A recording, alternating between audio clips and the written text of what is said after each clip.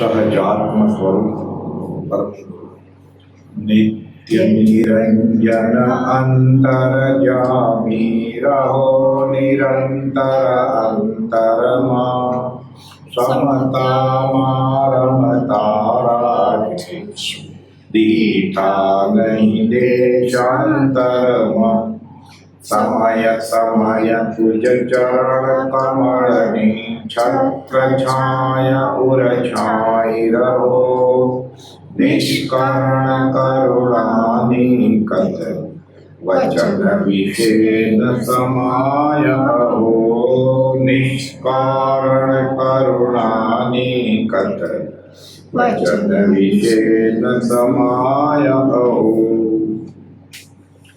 20 દોહાનું વાંચન ચાલે છે. આપણે 16મો દોહો આવેલા સંત ચરણ આશ્રય વિના સાધન કર્યા અનેક પાર ન તેથી પામ્યો ઉગ્યો ન અંશ વિવેક. તો શું થાય? સૌ સાધન બંધન થયા રહ્યો ન કોઈ ઉપાય સત સાધન સમજ્યો નહીં ત્યાં બંધન શું જાય? 16 ને 17 દોહામાં કે અનંત કાળથી જીવ ધર્મની કરણી રૂપે અનંત ક્રિયાઓ કરે. અનંતવાર શાસ્ત્ર શ્રવણ, અનંતવાર વિદ્યા અભ્યાસ, અનંતવાર જીન દીક્ષા, અનંતવાર જીન આચાર્ય પણ વચનામૃત 166 ભલે સુધી પણ સત મળ્યા નથી, સત શ્રદ્ધ્યું નથી અને અનંત કાળથી આ રખડપટ્ટી ચાલુ રહી.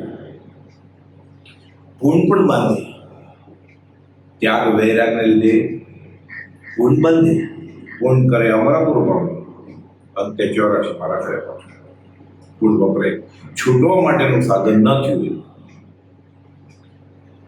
ઘણીવાર પૂર્વકાળે વૃત્તિઓના ઉપશમનનું તથા નિવર્તનનું જેવે અભિમાન કર્યું છે પણ તેવું કાંઈ સાધન કર્યું નથી. વચનામૃત 510માં ઉપાવદેવે ખંભાતના ત્રિભુવનભાઈએ કંઈ પૂછ્યું હશે કે હું આટલી ધર્મની ક્રિયા કરું છું, હું ત્યાગ વૈરાગમાં છું. એક વાર તો એવું બનેલું કે એણે દીક્ષાનું ઉપાવદેવ આજ્ઞા માંગી કે હું દીક્ષા લઉં.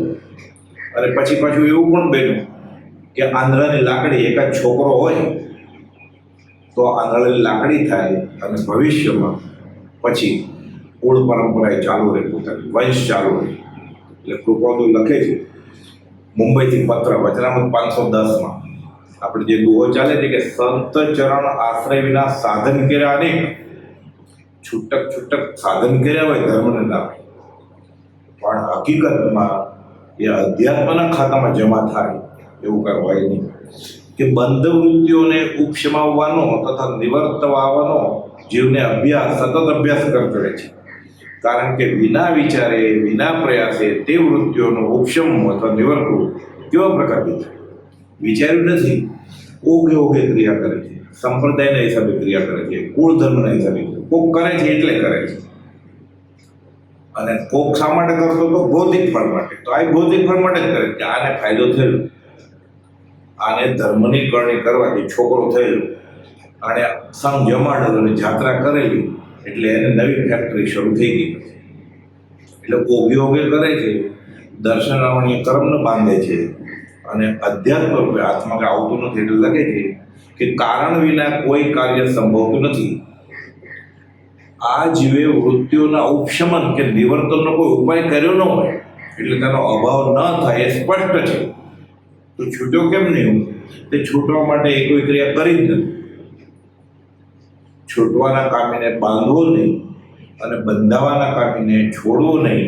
આ તો દિનબંધુની આવી દયા છે.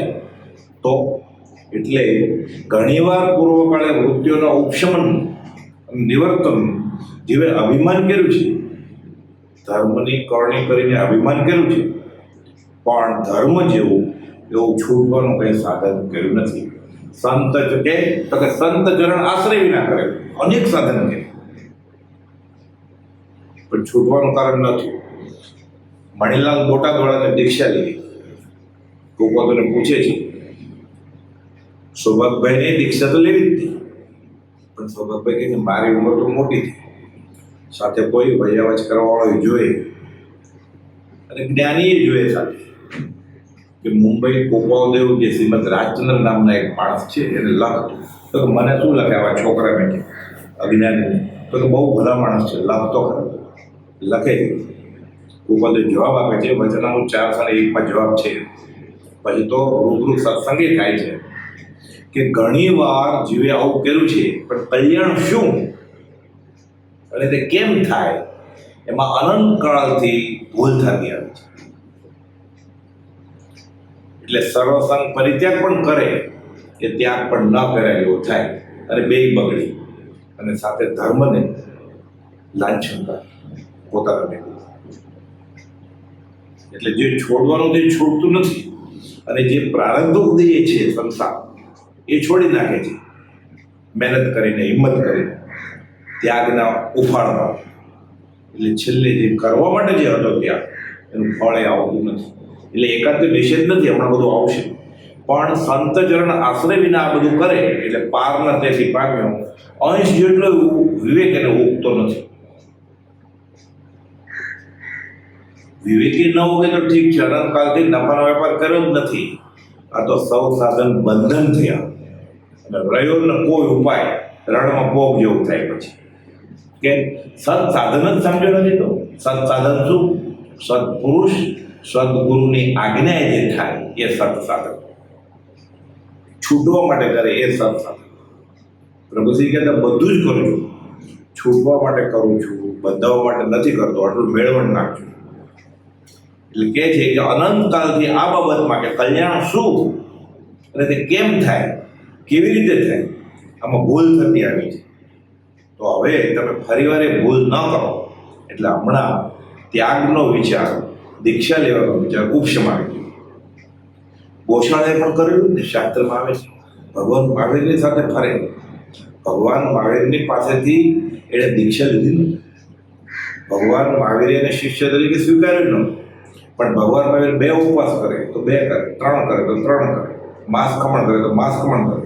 ભગવાન મહાવીર આતાપ ન લે તો આતાપ ન લે, કુવા કાંઠે ઉભા રહે કૌશલમાં, આખી રાત્રિની પડીમાં થાય તો એ કરે. ઘણું બધું ત્યાગ વૈરાગ એવું કર્યું એણે. એટલે પુણ્ય તો બંધાણું. પુણ્ય ક્યાં? શીતલ એશિયા અને તેજોલ એશિયાની લબ્ધિએ પ્રગતિ ક્યાં સુધી પહોંચી ગયું. એ લબ્ધિ એવી છે કે એકવાર એ છોડે એટલે એ સામેવાળાને જીવલેણ તરીકે સાબિત થાય જ, પણ નિકાજીત આવીશું તીર્થંકર, કેવળી, ચરમશૈલી કે શલાકા પુરુષ મને એને અસર ન કરે. એટલે પછી પોતામાં જ બેસી પોતાનો જાન ગુમાવ્યો. એટલે સૌ સાધન બંધન થયા, રહ્યો ને કોઈ તું કેમ? સંત ચરણ આશ્રય વિના કરે. આશ્રય વિના કરેલું રીધિ સિદ્ધિનું અભિમાન આવ્યું કે હું કેવો, પછી તો હું જ તીર્થંકર છું. ગોશાળાએ ઘણું કર્યું પણ ભગવાન કરે તે મુજબ એ કર્યું, પણ આજ્ઞા વિના. ધારસીભાઈ જેવા સાધુ સાધ્વીઓને સમજાવતા, આગમની કાંઈ વાત ન સમજે, આશય ન સમજે, અમુક શ્લોકના અર્થ ન સમજે, ભાંગા બધા સમજે. કોપાવદેવની 10 વર્ષની ઉંમર હતી ત્યારે ધર્મ ચર્ચા પણ કરેલી અને અનુભવેલી, લખે છે પરિચિતમાં. પણ શાસ્ત્રનો અભિનિવેશ જબરો. પ્રભુશ્રીજી એક જગ્યાએ લખેલું છે, જેની પાસે ક્ષયોપશમ વધારે એની પાસે કચરો વધારે. એટલે ઘણું ભેગું કરવું હોય તો ઘણું સાફ કરવામાં ઘણો ટાઈમ લાગે. કોપાવદેવ તો કડક શબ્દમાં 373માં વચનામૃતમાં લખેલું છે કે તમે ગમે તે ક્રિયા, જપ, તપ, ધ્યાન આદિ કરો એનું ફળ અમે જે વચન કહ્યું છે એ તહતથી થતું હોય તો, નહીં તો તમને પત્ર જ નથી લખો. ઘણો બધો ભાવ હતો એને કોપાવદેવ, પણ હજી જોઈએ એવું. એટલે સંત ચરણ આશ્રય વિના બધું થતું. એટલે છેલ્લે જે વસ્તુ પામવાની હોય કોપાવદેવ એ પામ્યા વગર કોપાવદેવનો દેહ છૂટી ગયો. ચોથ સુધી સાથે હતા, ચૈત્રવદ ચોથ. પણ ભાવિ બળવાન જે થવાનું થયું, પણ પછી એમનો પુરુષાર્થ હશે, કોપાવદેવ સાથે સત્સંગ કર્યો એનું પુણ્ય હશે, પ્રભુશ્રીજી મળ્યા અને બધું સવળું થયું. સંત ચરણ આશ્રય લીધો, આજ્ઞા મળી તેની 20 દુઆ, યમ નિયમ ને ક્ષમાપનાના પાઠ અને સજાત્મ સ્વરૂપ પરમ ગુરુ મંત્રની કે છેલ્લા 48 કલાક સુધી સતત એના શ્રવણ સાથે મોરબી, રાજકોટથી ખંભાત વળવા જઈ અને ખંભાતની શાળામાંથી દેખેડવા શ્રવણ તો સંત મળ્યા. એટલે સંતના ચરણનો આશ્રય લીધો, ખોળામાં માથું નાખીને ધંધુકાના પાછળ. એટલે ગોશાળે ધાયશ્રીભાઈ એવી રીતે દેવગણી મુનિની વાત આવે છે. પ્રભુજી સાથે ખરા દીક્ષિત થયેલા, પ્રભુશ્રીજી પ્રત્યે અહોભાવે ખરો, માન આપે પ્રભુશ્રી, પણ મનમાં શાસ્ત્રના અભ્યાસને લીધે એવો વિકલ્પ રહે કે આ સાધુ ભોળા છે ને લલજી મહારાજ એટલા વળી ગયા છે. હું કઈ એમને ન વળગી, હું તો પરીક્ષા કરું. પણ પછી પ્રભુશ્રીજીની કૃપાથી, પ્રભુશ્રીજીના સત્સંગથી, પ્રભુશ્રીના સત્સમાગમથી એ ધીરે ધીરે ધીરે કરતા ગોપાલદેવના વચનથી, ગોપાલદેવના સત્સમાગમથી અને પ્રભુશ્રીજીના સમાગમથી પાછી તેલ નખાણું કશાય બધા નીકળી ગયા. આશ્રય ભક્તિ આવી, સંત ચરણ આશ્રય કે પ્રભુશ્રીજી સાચા છે. પછી ગોપાલદેવને પત્ર લખે છે. છેલ્લે સવળું થયું કે ઉત્તરાધ્યન સૂત્રના 32મા અધ્યયનની પૂર્ણ પ્રતિનિધિ થઈ. અસદગુરુની ભ્રાંતિ ગઈ, સદગુરુની પ્રતિનિધિ થઈ, ફળ પાક્યું, રસ ચાખ્યો, હવે આજ્ઞા વળીએ રહેશું. પછી તો લખે લિખિતન લિંગ દેહધારી દેવગીરીના પ્રભુ. ચલો તો પૂછેલું તમારી વૃત્તિ કેમ છે? દેવગીરી મહારાજે તો એને સામે ગોપાલદેવને પૂછેલું તમારી વૃત્તિ કેમ રહે છે? કારણ પછી ખબર પડી કે સાધુ કોને કહેવાય, આત્મજ્ઞાન કોને કહેવાય અને આશ્રય ભક્તિ કોને કહેવાય, અને આજ્ઞા વગર શું થાય અને આજ્ઞા લઈએ તો શું થાય. પછી બધું થયું. એ કોણ દેવગણ મુનિ? જેને ગોપાલદેવે 719માં પત્રમાં, જે પ્રભુશ્રીજી ઉપર આત્મસિદ્ધિ લખી, 718મો પત્ર, 719ના પત્રમાં લખે છે કે ખાલી પ્રભુશ્રીજી લલુજી મહારાજને જ કરવાની, પણ દેવગણજી મહારાજની ઈચ્છા હોય તો સાથે કરવાની. પહેલા પછી તો આ 20 દુહા લખાણા પછી 6ઠે વર્ષે 20 દુહા પાકા કરવાની આજ્ઞા. આશ્રય થયો પછી આત્મસિદ્ધિ. એટલે દેવગણી મની પછી પ્રભુશ્રીજી કહેતા એને ઘણું હતું એવું, બહુ કૂદતો કે, પણ પછી પોતાની બુદ્ધિનો ભૂસાડીઓ થયો અમારી સાથે રહીને. પછી ગોપાલદેવની શ્રદ્ધા આવી કે આશ્રય લીધો ત્યારે કામ થયું. એને ડાપણનો ભૂસાડીઓ થયો ત્યારે. રાણાજી આવો પ્રસંગ બનેલો, રોચક પ્રસંગ છે, આપણે બોધ લેવા જોઈએ. સંત ચરણ આશ્રય વિના સાધન કર્યા ને સત્સંગમાં ગોપાલદેવ, સૌભાગભાઈ, અંબાલાલભાઈ, ડુંગરસિંહ ગોસળિયા, ખંભાતના બીજા મુમુક્ષુઓ ત્રિભુવન, માણેકચંદ, કિલાભાઈ ને બધા, અને બીજા ઘણા બધા ટોળા ઉમટે. ઘણા શ્રાવકો ચરોતર પ્રદેશમાંથી, કાવૈઠાથી બધા આવેલા. એટલે ધારસીભાઈ તરફથી બધાને જમવાની વ્યવસ્થા હોય, અંબાલાલભાઈ તરફથી દૂધ વગેરે, ત્રિભુવનભાઈ બધું ખંભાતના કરતા. સત્સંગ થાય, સંવત્સરી પરમિશન ગોપાલદેવે 2 પરમિશન ગોપાલદેવે રાણાજીમાં કરેલા છે. 47 ને 52, સંવત 47 ને સંવત 52 ભેગા થયા. વાત ચાલે છે અધ્યાત્મની, સત્સંગ. છેલ્લો દિવસ આવ્યો. સામાન્ય રીતે જૈનમાં એવું છે કે છેલ્લે દિવસે થાય યથાશક્તિ તપ કરે, એટલે ઉપવાસ, એકાશમ જે હોય અને ઉપવાસ. આ બાજુ ગોપાલનો સત્સંગ તો વર્ષા ઋતુની જેમ ધોધમાર ચાલે, બોધ આખી રાત નીકળી જાય. સંવત્સરી જે છે, સૌભાગભાઈ, અંબાલાલભાઈ, ડુંગરસિંહ ગોસળિયા બધા હોય એટલે સત્સંગ ચાલે છે. રાતના 12, 1, 2 એને ઊંઘ આવે બધા વયા જાય, વારા પ્રતિવાર આવે. અંબાલાલભાઈ, સૌભાગભાઈ બધા જે આજ્ઞા કે ઓળખી ગયેલા એ બધા હોય. આખી રાત સત્સંગ ચાલે. સવારે 3:30-4 વાગે ગોપાલ નિવૃત્તિ રસ્તે જાય દિશાએ જંગલમાં, પાછા સત્સંગ ચાલે. સૂર્યોદય થઈ ગયો, નવકાશી થઈ ગઈ, સત્સંગ ચાલુ જ છે. અને ઘણા બધા તો જે મુમુક્ષુ પછી આગળ દિવસે ઉપવાસ હોય પછી તો ઉઠ્યા તપશ્ચર્યાના થાકથી ફ્લોઈને, પાછા સત્સંગમાં જોઈન થયા બધા. ગોપાલ તો બોધ ચાલુ જ રાખે છે, કોઈને ખબર નથી કે શું ચાલી રહ્યું છે. સૂર્યોદય થયો, નવકાશી થઈ ગયા, હવે પાણું કર્યું અને કાકડીને ભૂખ લાગી હોય, એમાં રાબ બનાવી અને સુગંધ આવે છે રબડી. કોણ કે ગોપાલદેવને કે સત્સંગ બંધ રાખો હવે બોધ, અને બધા પારણું કરે. સૌભાગભાઈ વડીલ બધી છૂટ હતી. સુભગભાઈ કહે છે કે આ બધાને કાલનો ઉપવાસ છે નકોડો. હવે તમે આજ્ઞા આપો તો બધા પારણું કરે. રબડી ક્યારની તૈયાર થઈ ગઈ છે. ઉપવાસ માર્મિક રીતે શાંત ભાવે કર્યું. કોની આજ્ઞા લઈને કરેલું ઉપવાસ? ઉપવાસ કરીએ તો શું થાય? પૂર્ણ થાય. પૂર્ણ થાય તો શું થાય? સત્સંગ મળે. સત્સંગ થાય તો શું થાય? સદગુરુ સંત કે સત્પુરુષ મળે. સત્પુરુષ ભગવાન તો સામે બેઠા છે. કોની આજ્ઞા લઈને કરેલું? થાક લાગેલો ઉપવાસમાં બધાને સૂઈ જવું પડ્યું સત્સંગ ગુમાવીને. કોઈ સૂઈ ન ગયો હોય તો જેને કરી હોય તો પછી એને પગ દાબતો હોય, કોઈ સૂંઠ લગાડતો હોય, કોઈ માથું દાબતો હોય, તો જે વસ્તુ માટે કરવાનું એ તો કર્યું નહીં. કરવું હતું તે ના કર્યું, પ્રમાદ કર્યા જોરથી. એટલે સંત ચરણ આશ્રય વિના કે કોની આજ્ઞા લઈને કરેલો ઉપવાસ? પછી તો આજ્ઞા આપી હશે બધાને પછી ભૂખ્યા નહીં રાખે હવે બીજા દિવસે પારણા દિવસે. એટલે રાત બગડી નહીં હોય, પણ કહેવાનો મતલબ સંત ચરણ આશ્રય વિના સાધન કર્યા ને એ પાર પામવાનું કારણ ન થાય. ભવસાગર તરાય નહીં એના. કોઈ પણ ક્રિયાનો જ્ઞાની નિષેધ કરતા જ નથી, પણ એનો કદાગ્રહ થઈ ગયો હોય ને એટલે એકવાર મૂકાવે, પછી મૂકે પછી એ જ ક્રિયા ફરી વાર કહે જ્ઞાની. જ્ઞાનીના મગજમાં હોય જ નહીં. એટલે ધારસીભાઈ, દેવકની મુનિ અને આ બધા રાળતના મુમુક્ષ થયું. નરસિંહ મહેતાએ કહ્યું છે મારું ગાયું ગાશે એટલે જ્યાદા ગોદા ખાશે, સમજીને ગાશે વહેલો ભાઈ મોટે જશે. એટલે ઓક સંજ્ઞા જે ક્રિયા થાય છે બધા કરે કરવો, સંપ્રદાયમાં થાય કરવાનું. ના તો છે જ નહીં. એ પણ અનુષ્ઠાન, જે ધાર્મિક અનુષ્ઠાન છે એની ના નથી, પણ સમજાવવાનો ઉપકાર શું?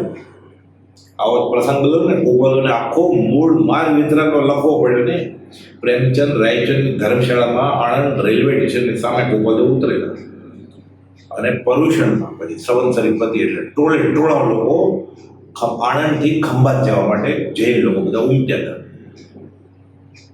નગીન ગુલાબચંદ ને પોપટલાલ ગુલાબચંદ ખંભાતના મુમુક્ષુ. નગીનભાઈ તો સાવ નાના, 14 વર્ષના, પણ ટોળે ટોળા ઉમટતા હતા. શું છે તો એક સ્થાનકવાસી સાધુ એ માસ ખમણ કર્યું છે એની શાતા પૂછવા પણ બધા જાય છે. જાણે મોક્ષ મળી જાય છે. ન જવું એ વાત નથી. ધર્મ શું છે? સંત ચરણ આશ્રય વિના સાધન જે કરે છે દોડે છે. મૂળ માર્ગ સાંભળો જીવનો લખીને આપે છે નગીનભાઈને કે તારા મામાને કહેજે મૂળ ધર્મ શું અને મૂળ માર્ગ શું છે વિતરાગમાં આપજે. મૂળ માર્ગ સાંભળો જીવ આશ્રય વિના બધું થાય છે. ઉપવદેવે તો લલ્લુજી મહારાજને કહ્યું લોકોને દીક્ષા નહીં આપવાની. ચેલા મૂંડવા નહીં, દેવકન્યા મૂંડવા તો ભલે નહીં. પ્રભુ શ્રીજી કોઈને આપણે જેને દીક્ષા કહીએ છીએ સંપ્રદાયની રીતે એ નથી.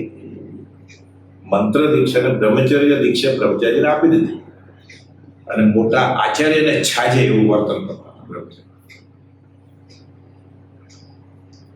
દેવકણી મહારાજે આપી દીક્ષા.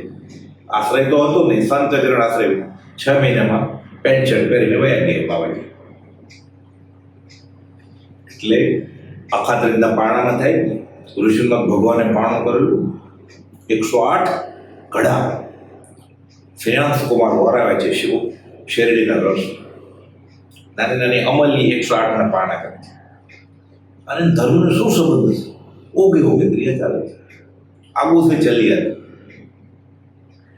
એ કરતાં કષાય ઓછા કરે, સ્વાદ ઓછા કરે. ઋષિમાં ભગવાનનું ચારિત્ર વાંચે ત્યારે આમાં 2 કલાક આખા અખાત્રી બગાડ્યા વગર તો ચાલે. આશ્રય નથી લીધો ને. આ તો અમને ખબર જ છે આમ કરાય અખાત્રી. એ કોઈ પૂછે જ નહીં. અને ઘણી વાર જ્ઞાની પૂછે જ નહીં તો કે પણ નહીં. એટલે ત્યાગ પણ ઉપવદો લખ્યું છે અકર્તવ્ય હવે કર્તવ્ય. દીક્ષા લેવાની જ છે, શ્વસન પરિત્યાગ પણ શા માટે? સંપ્રદાય ટકાવવા માટે નહીં, ચેલા કરવા માટે નહીં, ગાદીપતિ થવા માટે નહીં, આચાર્ય ઉપાધ્યાય સાધુ થવા માટે નહીં, તો આત્મા થવા માટે. એટલે ત્યાગ પણ અકર્તવ્ય હવે કર્તવ્ય છે. એટલે ત્યાગ આપવો કે નહીં શિષ્ય? જે શિષ્યની નાનામાં નાની ભૂલ ખબર નથી પડતી એ આચાર્ય ગુરુ થવાના લાયક નથી. ગોપાલ એટલે એ ખબર હોય જ્ઞાન કે આ દીક્ષાને પાત્ર છે કે નહીં, આ દીક્ષા લઈને કલ્યાણ કરશે પોતાનું ને બીજાનું કે નહીં, આ તરશે ને તારશે કે નહીં, ના પાડે. એટલે ત્યાગ પણ અકર્તવ્ય કર્તવ્ય છે. પોતાની મેળે ગોપદે લખ્યું છે ચક્રવર્તીએ દીક્ષા લીધી, પણ ચક્રવર્તીએ દીક્ષા લીધી એના પહેલા જ ચક્રવર્તીની દાસી એના છોકરાએ લઈ લીધેલી દીક્ષા. જાણે દીક્ષા લીધી. જૈનમાં તો શું છે, જે પહેલા દીક્ષા લે સિનિયર, પાછળ જુનિયર કહેવાય. કંઈ પૂછવું પડે, જ્ઞાની આગળ જાય તો કે તું પહેલા નમસ્કાર કર ચક્રવર્તીના દાસીના છોકરાએ જે સિનિયર સાધુ છે. ચક્રવર્તી કે તમે કયો તો ડુંગર પરથી પડતો મૂકું, તમે કહો તો હું ખીણમાં મારું, તમે કહેતા હો તો હું કૂપ ડૂબકી મારું, પણ આ મારાથી નહીં બને. જ્ઞાની શું કે સંત ચરણ આશ્રય નથી, સાધન કર્યા, ચક્રવર્તી છખનું રાજ છોડી દીધું, તો ઓછો ત્યાગ કહેવાય, ઓછો વૈરાગ હશે. જ્ઞાની કહે છે તારું કામ નથી જવાયો છે. કેમ તો કે આશ્રય નથી ગુરુ. આશ્રય ભક્તિ થાય, આશ્રય આવે પછી જ બધી ક્રિયા, નાનામાં નાની ક્રિયા લેખે લાગશે. કોકોદે તો લખ્યું છે કે આ બધા જે અનંત અનુમતિ કશાયના ચિહ્નો છે ને એ નાના એવા વ્રતથી જાય ને એ ઉપદેશ છે. એમાં 697 પાના ઉપર લખેલું છે. એ બી ચરોતર પદે છે. વડવા કાવીઠા વધારેલા ને કોકોલ દેવે આ બધા રાણાના પ્રસંગ બને ત્યારની જ વાત છે કે હું પાસ કમાણ કરું, હું આઠ ઉપવાસ કરું, હું છઠ કરું. કરવાનું ના નથી, પણ બાહ્ય વ્રત વધારે લેવાથી કે બાહ્ય ક્રિયા કરવાથી અનાદિ દોષ ઘટે નહીં ને. જો ક્રિયા માટે જ કરતો હોય. 697 પર ઉપદેશ છે બાહ્ય ક્રિયા કરવાથી અનાદિ દોષ ઘટે નહીં. બાહ્ય ક્રિયામાં જીવ કલ્યાણ માની અભિમાન કરે છે. મેં 3 ઉપવાસ કરેલા, પહેલા છેલ્લા તે કરેલું ને પછી બાહ્ય વ્રત વધારે લેવાથી મિથ્યા તો ગાળીશું એમ જીવ ધારે, પણ તેમ કાંઈ બને નહીં. કેમ કે જેમ એક પાડો જે હજારો કડબના પૂળા ખાઈ ગયો છે તે એક તણકલાથી કંઈ બીવે નહીં. ક્યાં પૂળા? મિથ્યાત્વરૂપી પાડો અનંતાનુબંધી કશાયના અનંત ચારિત્ર અનંત દ્વાર દીક્ષા લીધી. જે દીક્ષા 166માં પત્રમાં છે તારા અનંતાનુબંધી કશાય અનંત ચારિત્ર અનંતવાર દીક્ષા લીધી. બધું ખાઈ ગયો. કોણ ખાઈ ગયો? કશાય રૂપી પાડો. હવે તણકલું લીધું, એક આંબેલ કરો, એકાશનું કરો, એક ઉપવાસ કરનાર, સૂર્યોદયનો નવકાશીનો એલાર્મ મૂકીને ઉપવાસ કરનાર. ત્યાં જો સૂઈ જાઓ એટલે ઉપવાસ તો ગણાય નહીં. કોને ગણાવવાનો છે? ઉપવાસ કરવાની ના નથી. તીર્થંકર ભગવાને ઉપવાસ શા માટે કરવાનો કહ્યો છે? ઉપવાસે ખુલાસો કર્યો છે. શ્વાસ છોડવા માટે, કશાય છોડવા માટે. ઉપવાસ આત્માથી નજીક આવે. જો આત્માથી નજીક આવવાનું હોય તો એક નહીં 30 ઉપવાસ કરો. અને માન પોષાતું તો તીર્થંકરે કશાય કરવા માટે ઉપવાસ કરવાનું કહ્યું નથી. એક જણ ઉપવાસ નથી કરતો પણ ક્રોધ માન માયાલોભ નથી છોડી દે છે. બીજું જણ ક્રોધ માન માયાલોભ તો કરશે, તપસ્યા કરીને માન ડબલ કરશે, એટલે કશાય નહીં છોડે અને ભૂખ્યો રહેશે તો જે કૃત્ય કર્યું એને એ પુણ્ય પ્રકૃતિનું કર્મ કર્યું. ભૂખ્યા રહેવાનું એટલે પુણ્ય માન્યું, અને કશાય છોડ્યા એને ઘાત્ય કર્મનો નાશ કર્યો. કેટલું સહેલું સમજાયું. પણ ઘાત્ય કર્મનો મેં નાશ કર્યો એ બહાર દેખાય નહીં, પણ ઉપવાસ કર્યો એ લેખેમાં લખાય. લાંબી તપસ્યા કરે, મોટી વરઘોડોય નીકળે, બગીમાં ફરવાય મળે અને બધા વિડીયો ઉતારે. કેટલા જણા પૂછવા આવે, જેની સામે કોઈ જોતું ન હોય સામાન્ય દિવસોમાં એને બધા ફોટા પડે. પછી ફાયદો તો થયો, માન મળ્યું, ફોટા પડ્યા, વટાવી લીધી, એફડી એનકેશ કરી નાખી. એટલે તીર્થંકર ભગવાને ઉપવાસ કરવાનું કહ્યું છે સ્વાદ છોડવા માટે, વૃત્તિને કાબૂમાં રાખવા માટે. 5 ઇન્દ્રિયો નરમ પડે, ભૂખ્યો રહે, બેકી ગઈ હોય, આહાર સંજ્ઞા અને સ્વાદથી બેકી ગઈ હોય, એ શાંત પડવા માટે ઉપવાસ છે. ધ્યાન નથી.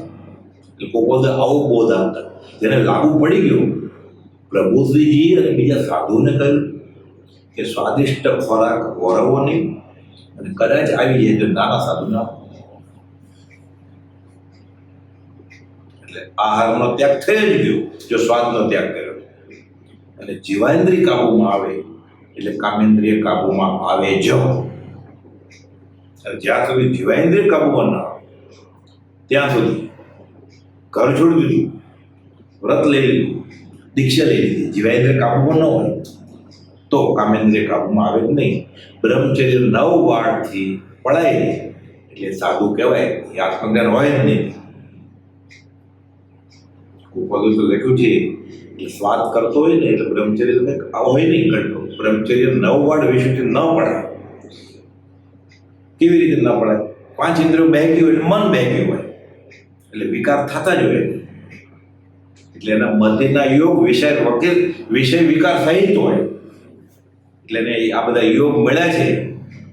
વિતરાગનો ધર્મ, સર્વસંગ પરિત્યાગ, જ્ઞાનીના વચન, આગમ વાણી એનું ફળ ન કરે, અયોગ રૂપે સાબિત થાય. પછી એ બધું અંતિમ સંદેશમાં લખ્યું છે ને, વિષય વિકાર સહિત જે રહ્યા મતિના યોગ પરિણામની વિષમતા છે તેને યોગ અયોગ. ઉપદેવ તો પછી કહ્યું આ સાધુઓને કે સ્વાદ તો છોડવાનો, એક જ વાક્ય, સ્વાદનો ત્યાગ એ આહારનો ત્યાગ બરોબર છે. એમ્બેલી એટલા માટે જ છે. બ્રહ્મચર્ય સલાહ આપી, કોઈ પૂછું મુમુક્ષુ કે એમ્બેલ કરવું, તો કે એમ્બેલ કરવી હોય સ્વાદ છોડવા માટે તો કરવી, એની ના નથી. પણ એમ્બેલ શાળામાં જવા કરતા દ્રવ્યની લિમિટ કરી નાખો. તમે રોજ 8 દ્રવ્ય લેતા હતા તો 2 દ્રવ્યની એમ્બેલ કરો કે કરતા હો ત્યાં, એટલે કે જવા આવવાનો ટાઈમ ન થાય, ઓગે ક્રિયા ન થાય, અને બેને બદલે 12 આઈટમ વપરાય ગઈ. એમ્બેલ કરવાની ના ગયા છે બ્રહ્મચર્ય તો બહુ કરતા. એમ્બેલ છાશવારે કરતા, પૂછે ત્યારે ખબર પડે કે આ એમ્બેલ છે, હજુ ઉપવાસ છે, હજુ બીજો ઉપવાસ છે. તપસ્યા તો બહુ કરતા, કહેવા માટે નહીં, બધા પૂછીએ ત્યારે ખબર પડે કે જમે ને અમુક વસ્તુ ના પડે ત્યારે ખબર પડે આજે એમ્બેલ છે એટલે આ વસ્તુ નથી ખાવા. ખાલી ભાતની એમ્બેલ કરતા, ખાલી કોરી રોટલીની એમ્બેલ કરતા. શાસ્ત્રમાં તો મૂળ એમ્બેલ તો એક જ દ્રવ્યની, પછી કાળદોષ પ્રમાણે ભલે 2, 3, 4 દ્રવ્યની છૂટ રાખી. ઘઉંની ઘૂઘરી, ઘઉં બાફીને ઘઉંની ઘૂઘરીની એમ્બેલ કરે, ચોખા બાફીને ખાલી ભાતના પાણીઓ કરે પાણી સાથે અને એમ્બેલ કરે. એવા શાસ્ત્રમાં તો એમ ઉલ્લેખ છે. એટલે કે એમ્બેલ કરો પણ સંઘમાં જાતા નહીં. તમારે 1-2 આઈટમથી દ્રવ્ય એમ્બેલ કરી અને તપસ્યા કરો. અમુક જો મુમુક્ષુને તો પાત્ર પ્રમાણે કહેતા કે ઓગે થતા વ્રત લેવા કરતા, ઓગે થતી તપશ્ચર્યા કરવા કરતા આ ઉપવાસ, એકાદના, વર્ષિત નિત્ય નિયમ જે ક્રમ આપ્યો છે ને એ શાંતિથી ભક્તિ કરો અને વિચારો તો એનું આત્માર્થે વધારે ફળ થશે.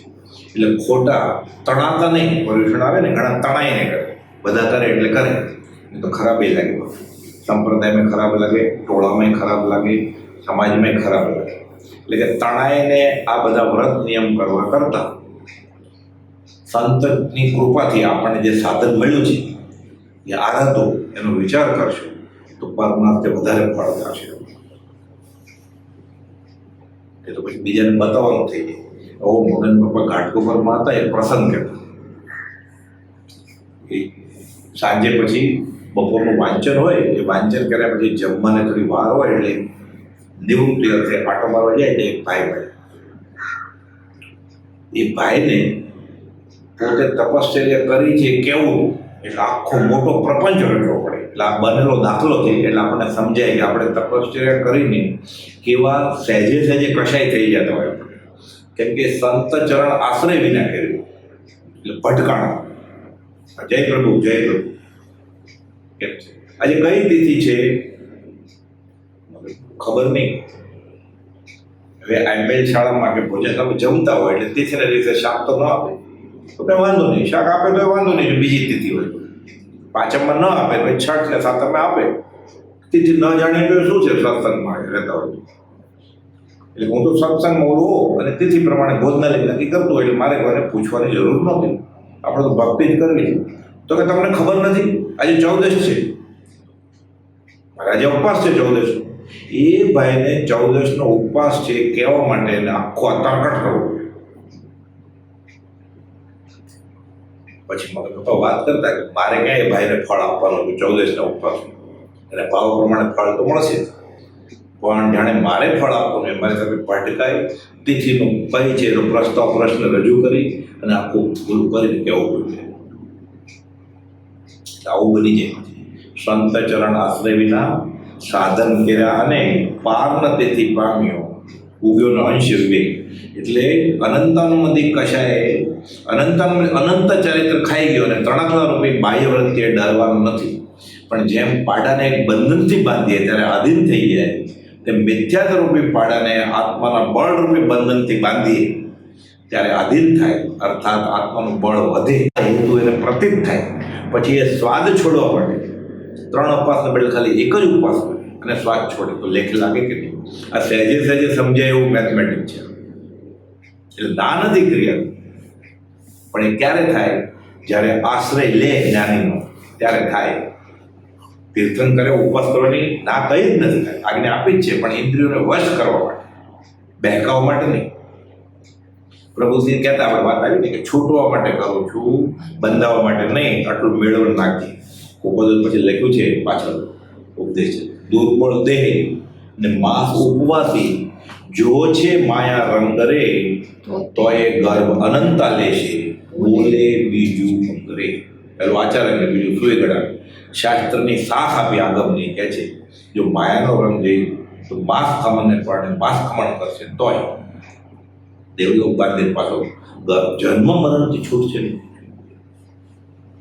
દાખલો આવે છે શાસ્ત્ર, માયાથી તપસ્યા કર્યું ગૌતમ ગંડર અને ભગવાન મહાવીર વિહારમાં જતા હોય છે. અને મુનિ અવસરમાં ઊભા હોય છે, એની ચામડી ઉતારે છે, ઉપસર્ગ થાય છે, મુનિ હલતા નથી, સહન કરે છે. ગૌતમ ગંડર ભગવાન મહાવીરને પૂછે છે, ભક્તિ આ મુનિની આવી ક્ષમતા ફળ શું? ક્યાં જશે? ચામડી ઉતારે છે હલતા નથી. ભગવાન મહાવીર કોઈમાં એ અવયવી જેવું છે, બીજાને બતાડવા માટે કરતા. એટલે તપશ્ચર્યા કરી સાસા ક્રિયા યા ફલવતી, પુણ્ય બંધાશે દેવલોકમાં જશે. પુણ્ય કરે અમરાપુર પામે એટલે દેવલોક, અંતે 84 મારા પડશે. આવા બધા આગળમાં દાખલા વાંચી એટલે આપણને આ કુપોદો જે વાત કરી છે ઉપદેશ છે એમાં ઘણી બધી વાત કરી છે કે સંત ચરણ આશ્રય વિના સાધન કરે છે, પારે કેમ નથી પામતું? કેમ કે વિવેક જ ઉગતો નથી અને ઉલટા બધા સાધનો બંધન રૂપે પરિણમે છે. એટલે આને દુપચકાણ કહેવાય છે. ભગવતી સૂત્રના 7મા શતક ઉદ્દેશ્ય બીજામાં લખ્યું છે, ગોપાળુ દેવે વચનામૃતમાં એની વાત કરી છે. વચનામૃત 131માં અંબાલાલ અને ત્રિભુવનભાઈને કે ધર્મેચક ભાઈઓ વચનામૃત 131માં કે એટલે આ ક્રિયા ન કરવી એમ નહીં. કાઢો વચનામૃત 131.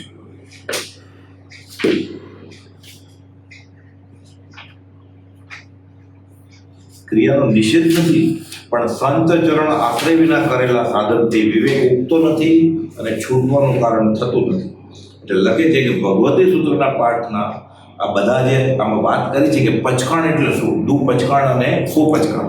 એટલે કહે છે કે અધ્યાય જ્ઞાનની પ્રાપ્તિ જો ન થઈ હોય, આશય ન ખબર પડી સાધનની, સત્પુરુષના સંતના આશ્રય વિના, તો જે પ્રત્યાઘાત કર્યા તે દેવલોક આદિ ગતિ આપી સંસારને અંગભૂત થયા. પછી એને માટે તેને દુઃખ પ્રત્યાઘાત કહે છે. એટલે એનો અર્થ એમ નહીં કે પચકાણ ન કરવો, એમ પછી ગોપાલો સમજાવે છે. આપણે પાછું એકાંતે પકડી લઈએ સમજાવો. એટલે આપણે સંત ચરણના આશ્રય તપશ્ચર્યાનો આશય સમજીને કરશે. જે સમજીને ગાશે એ વહેલો વૈકુંઠે જશે. એટલે એ સ્થળે પ્રત્યાખ્યાન જ્ઞાન વિના ન જ કરવા એમ કહેવાનો હેતુ નથી, પણ પ્રત્યાખ્યાન ક્રિયાથી જ મનુષ્યો મળે છે. એટલે આ બધી ક્રિયાઓ કરે એટલે મનુષ્યત્વ મળે. ઊંચ ગોત્ર બાંધે, આજે દેશમાં જન્મે, પુણ્ય ભેગું થાય. એ ધીરે ધીરે ધીરે બહુ પુણ્ય કર્યા પણ તે પછી મનુષ્ય દેખાય. પણ હવે આ મળ્યું છે, વિતરાગની વાણી મળી છે, અને વિતરાગની વાણી સમજાવવાળા વિતરાગ મળ્યા છે.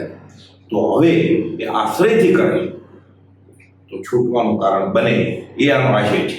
આ ક્રિયાની વાત છે, એવી જ જ્ઞાનની વાત આવી 139 પત્રમાં. એ પત્ર પણ ગોપાલ અંબાલાલભાઈને જ લખ્યો છે. કે હોય પૂર્વ ભણેલ નવ પણ જીવને જાણ્યો નહીં તો સર્વ તે અજ્ઞાન ભાગ્યું સાક્ષી છે આગમ અહીં. એ જે વાત આવે છે ને, તો પછી ભણવાનું નહીં, ભણવાનું 14 પૂર્વનું જ્ઞાન હતું, પણ જે વસ્તુ માટે જ્ઞાન એ બોધેલું એ ક્યારે ખબર પડે? સંતના ચરણનો આશ્રય લીધો હોય પછી. તો એ ન મળ્યું તો પછી 14 પૂર્વનું જ્ઞાન અજ્ઞાન રૂપ થયું. એટલે લખે છે કે શાસ્ત્રો એટલે લખેલા પાના પંડિતે ઉપાડ્યા અને કુલીએ મજૂરે મથા ઉપર ઉપાડ્યા. 2 ભારે ઉપાડ્યો ને, એકને ભાર ઉપાડ્યો મજૂરને, એને મહેનતાણું મળ્યું અને પંડિતને રખડવાનું મળ્યું. શાસ્ત્ર અભિનિવેશ કર્યું. એટલે લખે છે કે અહીંયા એમ નથી પાછું, એટલે વાંચવું જ નહીં એમ નહીં, વાંચવાનું છે, પણ જ્ઞાનીના, સંતના, સત્પુરુષના આશય વાંચે તો. એટલે લખે છે કે અહીંયા એકાંતનો નિષેધ નથી કરતો કે કોઈ રીતે પણ શાસ્ત્ર અભ્યાસ કર્યો હશે તો કંઈ પાત્ર થવાની જિજ્ઞાસા થશે, કે ક્રિયા કરીએ છીએ ને પૂર્ણ માનશે તો પાછા એવાના નિમિત્ત મળશે અને કાળે કરીને પાત્ર પણ મળશે અને પાત્રતા બીજાને આપશે. એટલે શાસ્ત્ર અભ્યાસનો નિષેધ નથી, પણ મૂળ વસ્તુથી દૂર વહી જવાનું. તપશ્ચર્યા સાધનો કરીને કશાય થતા હોય અને શાસ્ત્રો વાંચીને શાસ્ત્રના અભિનિવેશમાં જ્ઞાનીની આશા પણ થતી હોય તો પછી એનો નિષેધ કર્યો છે. એટલે સંત કોઈ ભાઈ પૂછ્યું બ્રહ્મચર્ય હું સમયસર વાંચું? તો કે ના. તો કેમ? ગોપાલદેવનું કયું છે? તો કે ગોપાલદેવે જે ભાઈને સમયસર વાંચવાનું કહ્યું એ ભાઈની એ પાત્રતા પ્રમાણે ગોપાલદેવ નક્કી કર્યું છે અને ત્યારે વચનામૃત નહોતું એટલે વાંચવાનું. હવે આપણે આગળ વચનામૃત છે એ વાંચવાનું, એ સમજવા માટે બધા શાસ્ત્રો વાંચો. એટલે નિષેધ નથી એકાંતે, પણ આશ્રય લીધો હોય તો ખબર પડે. પછી બ્રહ્મચારી એક જગ્યાએ લખે છે કે વચનામૃતમાં જે શાસ્ત્રોના નામ આપ્યા છે એ બધા આપણે વાંચવા બેસીએ. ગોપાલદેવ દેવજી મહારાજને અમુક વાંચવાનું પડ્યું, કોઈકને યોગ વાસિષ્ઠ વાંચવાનું પડ્યું, કોઈને મણિરત્ન માળા વાંચવાનું પડ્યું, કોઈને આગમ વાંચવાનું પડ્યું, કોઈને સમયસર વાંચવાનું કહ્યું, કોઈને સુવિગળામ વાંચવાનું કહ્યું. જેવો જેવો જીવ જ્યાં જ્યાં જે યોગ્ય છે એ બધા શાસ્ત્રો આપણે ભેગા કરીને વાંચવા બેસી મૂળ ભક્તિ છોડીને આશ્રય છોડીને તો પારંગ ન મળે. અને જ્ઞાનીની આજ્ઞાનો આરાધક નાનામનાની ક્રિયા, નામનાનું વ્રત એ પાળશે અને ભોગ છૂટવાનું કારણ બનશે. એટલે આશ્રયનું બહુ મહત્વ છે. એટલે બાકી બધા દુઃખ પ્રત્યાઘાત સમજવા. આ તો આગમની શાખ આપેલું ભગવતે સૂત્ર 7મા શતક, અને નહીં તો પછી દુઃખ જ કામ થાય. સંત ચરણ આશ્રય વિના કર્યું. ભગવેને લખે છે 483માં પત્રમાં કવિતા બનાવી છે ને, એટલે સવય અને ભક્તિની જ હતી, પણ સાથે પછી થોડી ચાલાકી વાપરીને પોતાનું નામે છેલ્લી લાઈનમાં મૂકી દીધું. આવે છે ને બધું છેલ્લી લાઈનમાં હોય જ નામ લેખક. ભણે નરસિંહનું દર્શન થતા કુળ 71, નરસિંહ નામ તો આવી જાય. કહત કબીરા સુનોભાઈ સાધુ, બાય મીરા કહે પ્રભુ ગિરધર નાગર, પ્રીતમના સ્વામીના વાણી, ક્યાંક છેલ્લે નામ લેખકનું આવી જ જાય. ખાલી પ્રજ્ઞાબોધમાં છેલ્લી લીટીમાં બ્રહ્મચારીજીએ પોતાનું નામ લખ્યું નથી ક્યાંય, અને ગોપાલદેવે આત્મસિદ્ધમાં પોતાનું નામ લખ્યું નથી આવી જ. એટલે સવૈયા મોકલ્યા એટલે 483માં વચનમાં ગોપાલદેવ લખે છે કે ઠીક કરી છે કવિતા, એમ અંશે બોધદાયક છે, પણ કવિતા કવિતા અર્થે નહીં, ભગવત ભજન અર્થે કરવાની. અને પછી લખે છે સિદ્ધાંતિક વાત કે જે વિદ્યાર્થી ઉપશમ ગુણ પ્રગટ્યો કે છૂટવાનું કારણ ન બને તે વિદ્યાર્થી વિશે રૂડા પુરુષો આગ્રહ રાખતા નથી. એટલે ગોપાલદેવે જ્યોતિષ શક્તિ, અવધાન શક્તિ બધું ગોઠવી દીધું ને. રૂડા પુરુષો આના વિશે આગ્રહ રાખતા નથી. એટલે વચનામૃતમાં આ બધું એટલા જે લખ્યું છે અલગ અલગ જગ્યાએ બહુ વ્યવસ્થિત લખ્યું છે. એટલે પોતાની મેળે શાસ્ત્રની કે સંપ્રદાયની ક્રિયા ઉપાડી અને કરવા માટે છૂટવા માટે એ દવાની દુકાનમાં જઈ અને કેમિસ્ટ આગળથી રોગની દવા લઈ આવે એવું થાય. પછી એ દવાની માત્રા કોણ નક્કી કરે, એ દવા સાથે શું પથ્ય પડે એ કોણ નક્કી કરે, એને એ દવા તારા રોગમાં કામ આવશે કે નહીં એ કોણ નક્કી કરે. એટલે આત્મભ્રાંતિ જેવો ખતરનાક રોગ એ સદગુરુના આશ્રય વિના જો મટાડવા જાય અને એને જે પરેજી આપ્યું એના વિના પાળવા જાય, મટાડવા જાય, તો એ ખાય રસાયણ અને જાય મસાણ એમ છે. ખાય રસાયણ તો જાય મરણ. હરિનું નામ રસાયણ સેવે, પણ જો પથ્ય પડાય નહીં તો ભવરોગ ક્યારેય જાય નહીં. મારી વેળે મેં બહુ સાધન કર્યા, એ રોકે તો જ કામ આવે. બીજા સાધન બહુ કર્યા, કરી કલ્પના આ અથવા અસદગુરુ થકી ઉલટો બધે ઉતાર. ઘણા બધા કરતા હોય એને કહેવામાં આવ્યું, એટલે કોપોદે લખ્યું છે આ સંત ચરણ આશ્રય વિના થાય તો આ અનંતાનું બધી કશાયના ખતમ આવે. 459માં પત્રમાં છેલ્લા પેરેગ્રાફમાં કોપોદે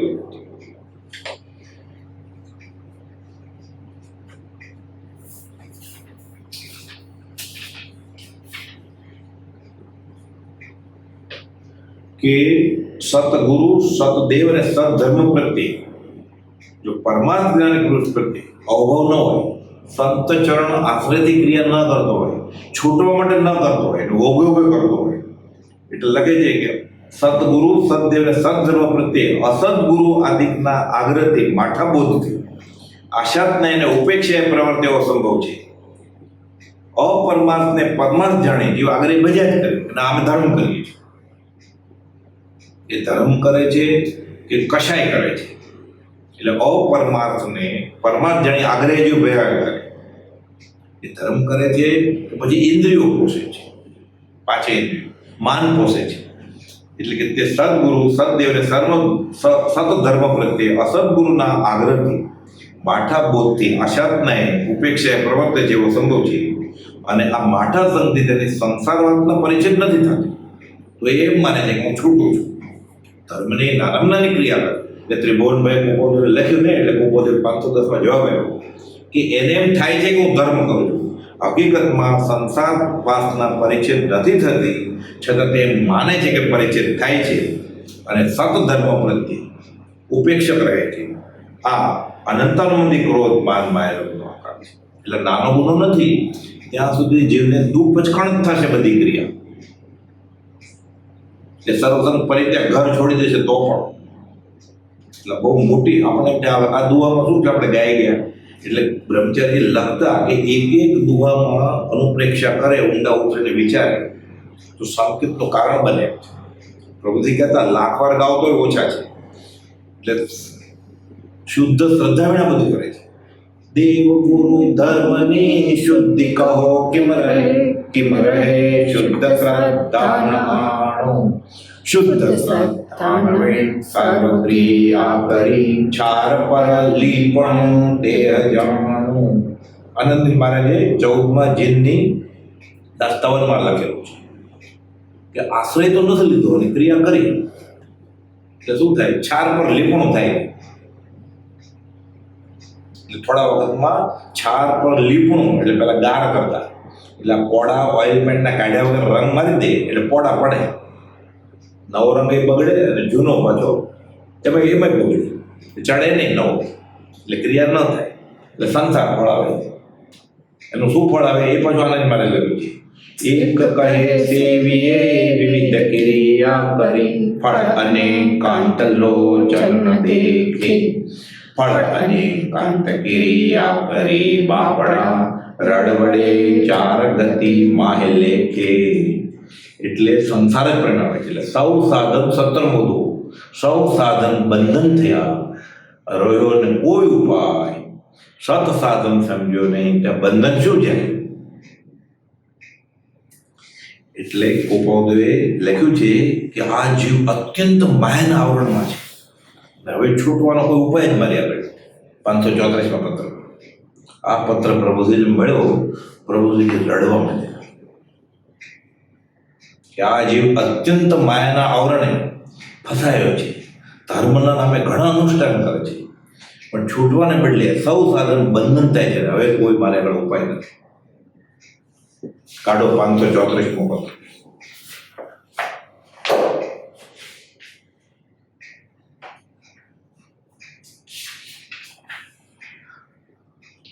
આ જીવ અત્યંત માયાના આવરણે દિશા મૂઢ થયો છે. પ્રભુજી ઉપર પત્ર લખે છે, સુરત હતા પ્રભુજી. અને તે યોગ્ય કરી તેની પરમાર્થ દ્રષ્ટિ ઉદય પ્રકાશતી નથી. અપરમાર્થને વિશે પરમાર્થનો દ્રઢ આગ્રહ થયો હોય છે. અને તેથી બોધ પ્રાપ્ત થવાના યોગ્ય પણ તેમાં બોધ પ્રવેશ થાય એવો ભાવ સ્ફૂરતો નથી. એ આની જીવની વિષમ દશા કહી.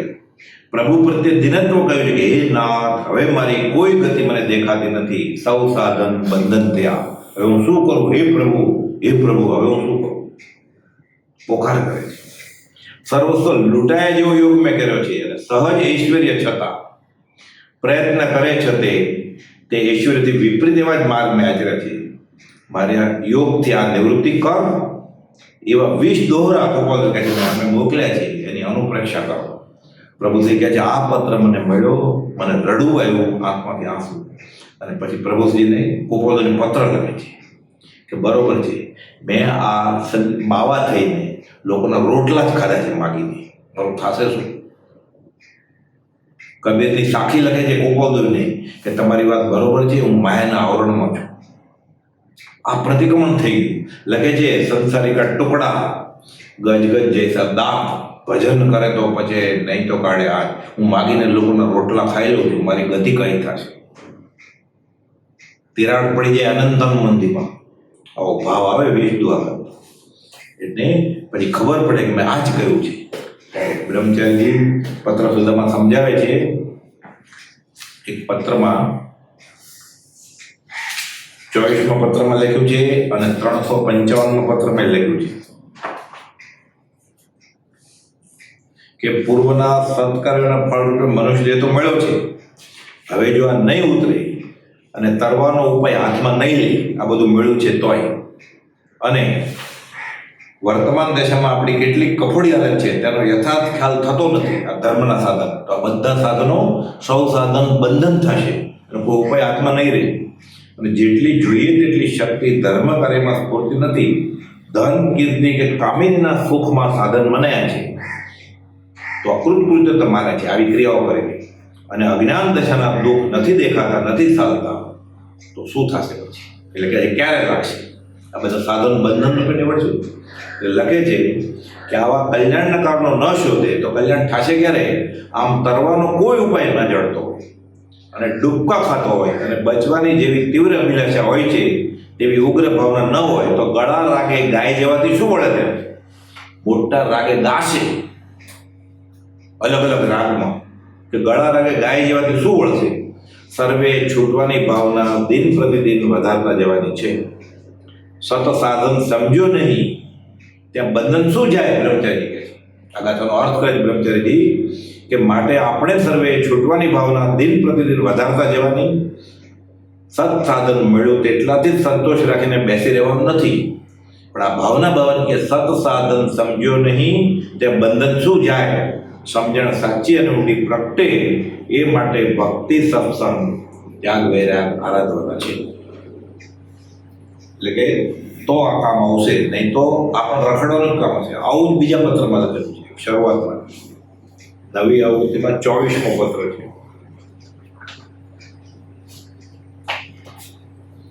જે શરૂઆતના પત્રો છે ને એ તો પાછા કોઈ મુમુક્ષે પૂછ્યું હોય 110 પત્રો એ પ્રભુજીની આજ્ઞાથી બ્રહ્મચારી લખેલા છે.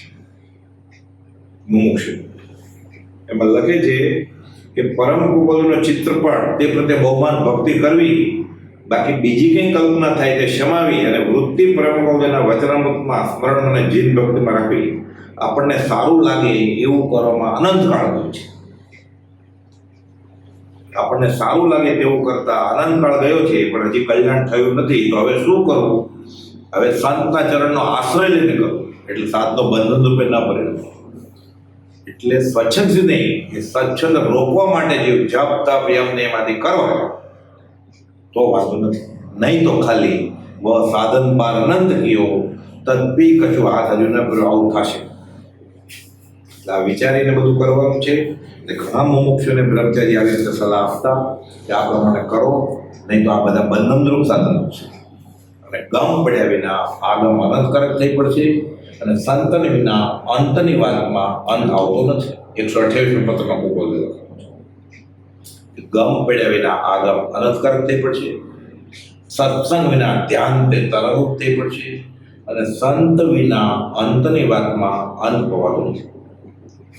એટલે પોતાના વિશે ગમે તેવો પુરુષ બ્રહ્મચારી આ બહુ કહેતા વારે ઘડી કે ગમે તેવો પુરુષ હોય પણ સારી રીતે શાસ્ત્ર સંભળાવે આપણને તો શું વાંધો ન ચાલે. આ પ્રશ્ન મોક્ષ માર્ગ પ્રકાશકમાં પંડિત ટોડરમલજી ઉઠાવે છે કે બ્રાહ્મણ પંડિત હોય, સંસ્કૃતનો જાણ હોય અને આપણે જે શાસ્ત્રો વાંચવા છે એમાં આપણી બુદ્ધિ નથી પતી તો એ પંડિત આપણને વાંચીને બતાવે તો શું વાંધો. એ પ્રશ્ન ટોડરમલજીએ મોક્ષ માર્ગ પર લખ્યો છે, પછી એનો જવાબ આપ્યો છે કે પોતાના ખ્યાલ, પોતાના કુળના ખ્યાલ, પોતાની વાસનાના ખ્યાલ એમાં નાખી દેશે અને છેલ્લે તને એ શાસ્ત્ર પણ શસ્ત્ર રૂપે પરિણમશે. બ્રહ્મચર્ય સાદી ભાષામાં લખ્યું છે. જૂની આવૃત્તિમાં 841મો પત્ર છે. બોધામૃત ભાગ આપો બીજો ભાગ.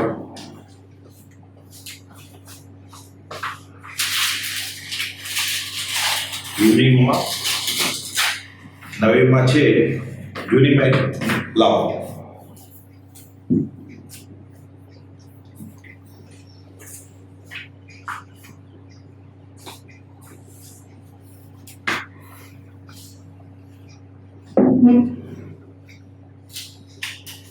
નવા આવૃત્તિમાં આનો નંબર 1032 છે. નવા પત્રો નાખ્યા છે એટલે એમાં લખે છે કે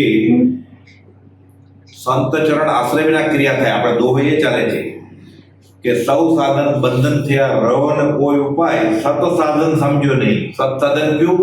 સત્પુરુષ, સત્પુરુષે બતાવેલા હોય એ સત્શાસ્ત્ર અને એના આશય જે ક્રિયા થાય એ ન થાય તો શું થાય કે આધુનિક મુનિઓના સૂત્રાર્થવાળું વાક્ય પોતાને પણ અનુકૂળ નથી, તેમ શ્રોતાઓને પણ અનુકૂળ નથી. કેમ કે રસલુબ્ધ, યશલુબ્ધ, માનલુબ્ધ આદિ મોહમાં પડેલા ધર્મનું મૂળ વિનય તે જેના હૃદયમાં રોપાયું ન હોય અને સ્વચ્છંદ પરિણામ હોય તે ભલે ભગવાનના સૂત્રો હોય છે કે બધી ધર્મની ક્રિયા અનુષ્ઠાન ગણાય, ક્રિયા કરે, પણ બ્રાહ્મણીય રસોઈ અત્યંત જે પીરસે, અત્યંત એટલે 2 ક્લાસ હલકી જ્ઞાતિના પીરસે તો કોને કામ આવે? તેમ મિથ્યાત્વ ભાવ સહિત જે પ્રવૃત્તિ છે તે પકવાનને વિષ મિશ્રિત કરનાર બને છે મીઠાઈ પણ ઝેરી મીઠાઈ.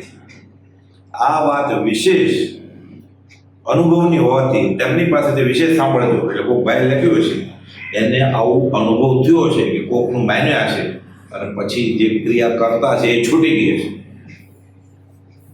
પછી તો દાખલા નામ સાથે કહે છે કે પંડિત લાલનથી માંડીને જય વિજયજી આદિ અનેક ઉપદેશકોના ચરણ સેવ્યા છે. એ ભાઈ અગાસમાં આવતા પંડિત લાલન ગોપાલો નહીં મળેલા અને તે તેમને કેવા ફળ દે છે તે પોતે રૂબરૂમાં વિચાર્યું કે છેલ્લે પ્રભુશ્રીજી સંતની આજ્ઞાથી ન કર્યું અને બીજા કોઈનું માની લીધું હોય એ ક્રિયાનું ફળ શું આવ્યું.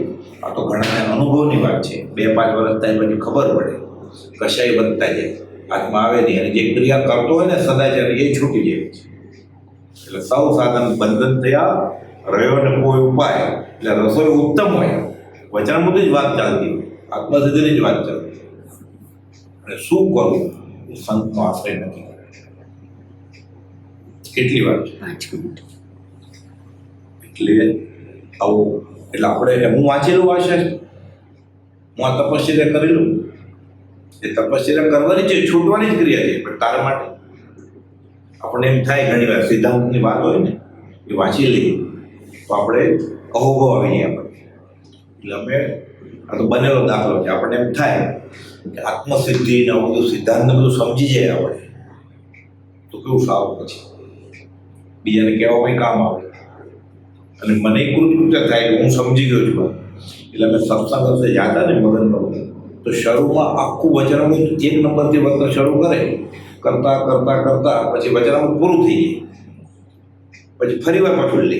તો વચમાં આત્મસિદ્ધિની એવા સિદ્ધાંતની વાત આવે ને એટલે 718મો પત્ર આવે આત્મસિદ્ધિ. એટલે મનમાં આનંદ આવે કે હવે કાલથી આપણે આત્મસિદ્ધિ શરૂ થશે. એટલે મનમાં મજા આવે, આનંદ આવે. તો આ તો સિદ્ધાંતની વાત છે. એમ કરીને 718માં ન લે કે આત્મસિદ્ધિ વિશે ઘણી ટકોર કરી છે ગોપાલ. એમ કરીને 719માં લે કે દેવમણી મહારાજની ના હતી, ડુંગરસિંહ ગોશાળાની ના હતી અને પછી બીજા ઉપદેશ બોધના પત્રો. ફરીવાર વચનામૃત શરૂ થાય 1 નંબર ઉપર. ફરીવાર પાછું 2-5 વર્ષે વારો આવે એટલે એમ થાય હવે તો આત્મસિદ્ધિ લેશે. પછી પાછો 718માં આવે એટલે ઓળંગી જાય. આમ કરતાં કરતાં 5-6 વર્ષે જ્યારે આવી આત્મસિદ્ધિ ત્યારે લીધી. ત્યાં સુધી ખમવું પડ્યું. પણ ગોપાલની કૃપા હશે કે અમે કહેતા નહોતા કે આત્મસિદ્ધિ લ્યો એમ, કીધું હોત તો કાઢી જ મૂકત. એટલે 6 વર્ષે નંબર આવ્યો કે આત્મસિદ્ધિ. એટલે આપણને એમ હું સિદ્ધાંત વાંચી લઉં, આવું બ્રહ્મચારીના કેસો બનેલું ને હું સમયસર વાંચી લઉં. એટલે કે સમયસર તો એ ભાઈને વાંચવાનું કહ્યું, એટલે ઓલા ભાઈને ના પાડીને એટલે ઓલા ભાઈ અભ્યાસી હશે એટલે કે છે ગોપાલ તો એ વાંચવાની આજ્ઞા કરી છે. એટલે બ્રહ્મજી કહે એ ભાઈને આજ્ઞા કરી છે, તને ક્યાં આજ્ઞા કરી? તને તો પ્રભુથી 20 દુઆ કરવાનું કહ્યું છે, યમ નિયમ કરવાનું કહ્યું છે. માળા કરી લીધી, નિત્યક્રમ કરી લીધું, 20 દુઆ ગયા. પ્રભુજી કહે 1,00,000 વાર ગયા તો ઓછા છે. એટલે આપણને હજી અમૃત પચતું નથી, કાં તો અમૃત અંદર ઉતરતું જ નથી. એટલે પછી મૂળ ફળ મળતું નથી. ગોપાલે તો કહ્યું જ છે આ બધું મોતનું ઔષધ તને હું આપું છું, પણ આ વાપરવામાં પ્રમાદ નહીં કરતો. સંત ચરણ આશ્રયથી કરે, પોતાના સ્વચ્છતે નહીં તો બંધન થશે. પછી સત સાધન સેવજે, નહીં તો છૂટવાનો કોઈ ઉપાય જ નહીં હોય. બંધન કેવી રીતે જશે? સત સાધન સમજો નહીં તે બંધન કેવી રીતે જશે? એટલે કહે છે વચનામૃત 150માં તો કે હું મોતનું તને ઔષધ આપું છું, વાપરમાં દોષ કરતો નહીં. ગોપાલ તો આગમની શાખ આપી છે કે ગુરુને આધીન થઈ વર્તા એવા અંત જીવો સિજ્યા પૂજ્યા મોક્ષને પામ્યા છે. જ્ઞાનીની આજ્ઞાનો આરાધક, જ્ઞાનીના આશય ચાલનાર અલ્પકાળમાં સિદ્ધિ પામે છે. પણ ક્યારે? એનો આશય રહે તો. એટલે સતશાસ્ત્ર, સત્પુરુષ, સંત આપણી આગળ બધી વાણી છે, પણ આશય ચૂકીને જાય તો શરૂઆતમાં એમ જ લાગે હું ધર્મ કરું છું.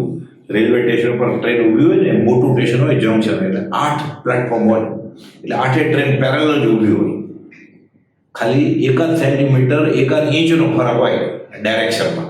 પછી જેમ જેમ સ્ટેશનથી આગળ નીકળે ને એમ આગળ કરતી 2-3 સ્ટેશન જાય 5-10, પછી એક આમ નોર્થમાં જાય, બીજી સાઉથમાં જાય.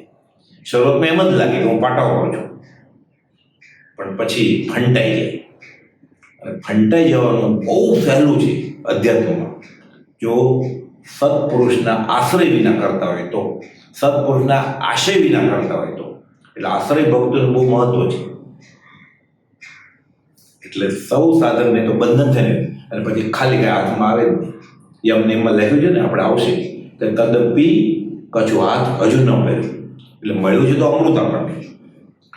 અમૃત પીધું ને અમર થયો નહીં, પીવાની રીત નહીં જાણી, કાં તો તે ઘટમાં જ ગયું, કાં પીધામાં પાણી. સંતો સાચો ધર્મ લ્યો જાણી.